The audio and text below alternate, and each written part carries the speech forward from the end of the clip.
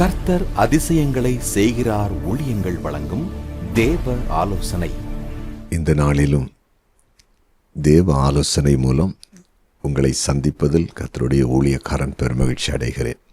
இந்த நாளில் தேவ ஆலோசனைக்காக தெரிந்து கொண்ட வேத பகுதி மத்தேயு சுவிசேஷம் 6வது அதிகாரம் 1 முதல் 6 வசனங்கள். மனுஷர் காண வேண்டுமென்று அவர்களுக்கு முன்பாக உங்கள் தர்மத்தை செய்யாதபடிக்கு எச்சரிக்கையாயிருங்கள். செய்தால் பரலோகத்தில் இருக்கிற உங்கள் பிதாவினிடத்தில் உங்களுக்கு பலன் இல்லை. ஆகையால் நீ தர்மம் செய்யும்போது மனுஷனால் புகழப்படுவதற்கு மாயக்கார ஆலயங்களிலும் வீதிகளிலும் செய்வது போல உனக்கு முன்பாக தாரை ஊதுவியாதே. அவர்கள் தங்கள் பலனை அடைந்து தீர்ந்ததென்று மெய்யாகவே உங்களுக்கு சொல்லுகிறேன். நீயோ தர்மம் செய்யும்போது உன் தர்மம் அந்தரங்கமாயிருப்பதற்கு உன் வலதுகை செய்கிறதை உன் இடதுகை அறியாதிருக்க கடவது. அப்பொழுது அந்தரங்கத்தில் பார்க்கிற உன் பிதாதாமே உனக்கு வெளியரங்கமாய் பலனளிப்பார். அன்றியும் நீ ஜெபம் பண்ணும்போது மாயக்காரரை போல் இருக்க வேண்டாம்.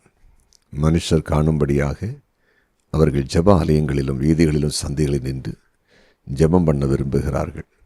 அவர்கள் தங்கள் பலனை அடைந்து தீர்ந்ததென்று மெய்யாகவே உங்களுக்கு சொல்லுகிறேன். நீயோ ஜெபம் பண்ணும்போது உன் அறை வீட்டுக்குள் பிரவேசித்து உன் கதவை பூட்டி அந்தரங்கத்தில் இருக்கிற உன் பிதாவை நோக்கி ஜெபம் பண்ணு. அப்பொழுது அந்தரங்கத்தில் பார்க்கிற உன் பிதா வெளியரங்கமாய் உனக்கு பலனளிப்பார்.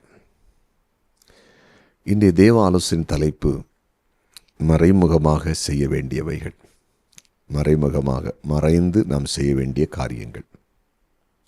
நாம் வாசித்த வசனங்களில் 2 காரியத்தை வெளிப்படையாக செய்யாமல் மறைவாக செய்ய வேண்டும் என்பதை ஆண்டவராகிய இயேசு கிறிஸ்து இந்த வசனங்களை சுட்டி காட்டுகிறார். ஒன்று, ஏழைகளுக்கு செய்கிற தர்மத்தை குறித்து பேசுகிறார்.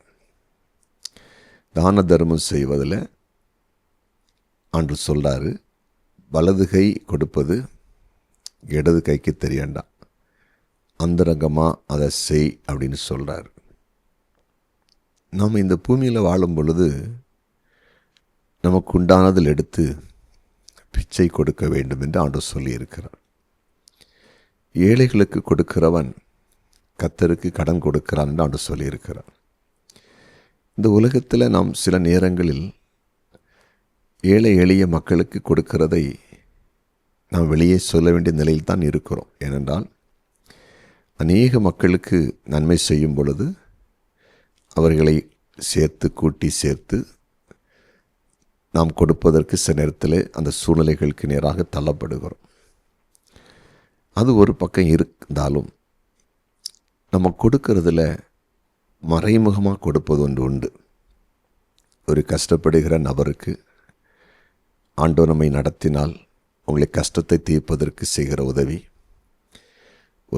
ஒரு குடும்பத்தில் சாப்பாடுக்கு வசதி இல்லை என்றால் சாப்பாட்டுக்காக நாம் செய்கிற உதவி, அவங்களுக்கு சரியான வஸ்திரம் இல்லை என்றால் வஸ்திரம் வாங்கி கட்டுவதற்கு அல்லது வாங்கி கொடுத்து நம்ம உதவி செய்கிறது, சரியான ஒரு இருப்பிடம் இல்லை, சாதாரண ரொம்ப மோசமான ஒரு வீட்டில் இருக்கிறார்கள், அந்த வீட்டை கொஞ்சம் சரிப்படுத்தி கொடுக்குறோம், அல்லது ஒரு பிள்ளைக்கு படிப்பதற்கு ஃபீஸ் கட்டுவதற்கு காசு இல்லை, இப்படி சில காரியங்கள், அடிப்படையான சில காரியங்களை அவர்களுக்கு செய்தால் வாழ்க்கை தரம் முன்னேறும், நன்றாக இருக்கும் என்று நாம் ஃபீல் பண்ணும்போது, உணரும்போது, வாய்ப்புகள் இருக்கும்போது அதை யாருக்கும் தெரியாமலும் நாம் செய்யலாம்.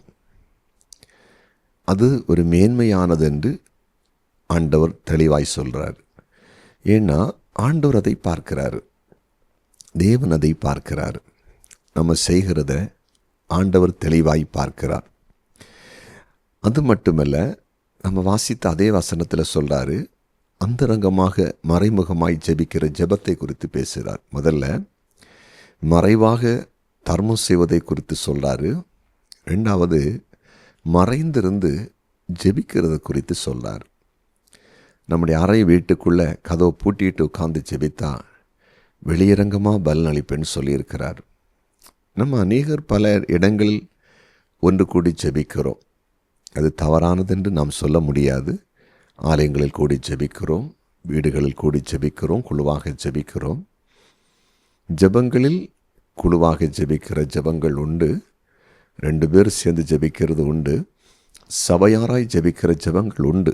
ஆண்டவரே பைபிளில் சொல்லியிருக்கிறார், உபவாச நாளை நியமித்து சபையை கூடி வர செய்து நீங்கள் தேசத்துக்காக கூப்பிடுங்கள், ஜெபியுங்கள், நான் தேசத்துக்கு க்ஷேமத்தருவேன் சொல்லியிருக்கிறார். ஆனால் அதே நேரம் தனியாக மறைந்திருந்து ஜெபிக்கிற ஜெபங்கள் உண்டு. அந்த ஜெபம் பயங்கரமான பலனை கொண்டு வரும். சிலர் வெளியரங்கமான ஜெபங்களில் பங்கு கொண்டு ஜெபிப்பார்கள்.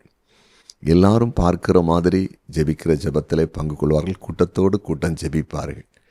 தனிப்பட்ட முறையிலே அவங்க வாழ்க்கையில் ஜெப ஜீவிதம் இருக்காது. தங்களுடைய அறைக்குள்ளே உட்கார்ந்து ஒரு 1/2 மணி நேரம் 1 மணி நேரம் தேவனை நோக்கி ஜெபிக்க வேண்டும் என்று விரும்பவும் மாட்டாங்க, ஜெபிக்கவும் மாட்டாங்க. இவங்க வாழ்க்கையில் ஒரு குறிப்பிட்ட அளவுக்கு மேலே இவங்களால் வளர முடியாதபடி அவங்க திணறிக்கொண்டே நிற்பாங்க. ஜெபம் அந்தரங்கமாக ஜெபிக்கிற ஜெபம் நம்ம வாழ்க்கையில் இருக்கணும். அது தனித்து ஜெபிக்கிற பர்சனல் ப்ரேயர் கண்டிப்பாக நம்ம வாழ்க்கையில் இருக்கணும். பாருங்கள், வேதத்தை வாசிக்கும்போது 1 ராஜாக்கள் புஸ்தகத்தில் 17ஆம் அதிகாரத்தில் 18 முதல் 23 வசனங்களை நீங்கள் வாசித்து பார்த்தால், எலியா பிள்ளையை மேல் வீட்டறைக்கு கொண்டு போய் தனித்து போய் ஜெபித்து அவனை எழுப்பி கீழே கொண்டு வருகிறார். யாருடைய பிள்ளை?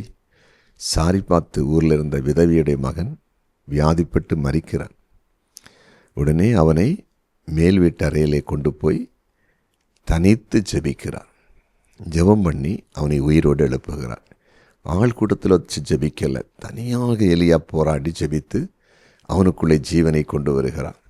நீங்கள் 2 ராஜாக்கள் புஸ்தகத்தில் 4ஆவது அதிகாரம் 32 முதல் 37 வசனங்களை வாசிக்கும்போது, எலிசாவும் சுனேமியாள், அந்த சுனேம் கிராமத்தில் இருந்த ஸ்திரீயுடைய மகன் வியாதிப்பட்டு மரித்த பொழுது என்ன செய்யறான்னு சொன்னால், தனியாக அந்த வீட்டில் கதவை பூட்டிட்டு ஜெபம் பண்ணி அவனை உயிரோடு எழுப்பி தன் தாயிடத்தில் கேயாசி அழைத்து ஒப்படைக்கிறத வேதத்திலே பார்க்கிறோம்.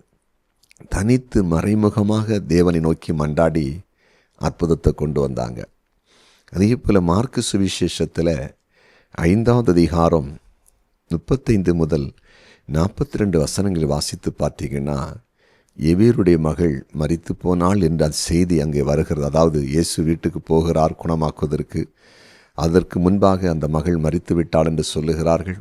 இயேசு இப்போ என்ன செய்தார் தெரியுமா? அந்த வீட்டுக்கு போய் பேதுரு, யாக்கோபு, யோவான், பிள்ளையின் தகப்பன், தாய், இவர்கள் 5 பேரையும் கூட்டிக் கொண்டு இவரோட 6 பேர் அந்த வீட்டின் கதவை பூட்டிட்டு உள்ளே ஜெபம் பண்ணார். மற்ற யாரையும் உள்ள அனுமதிக்கலை.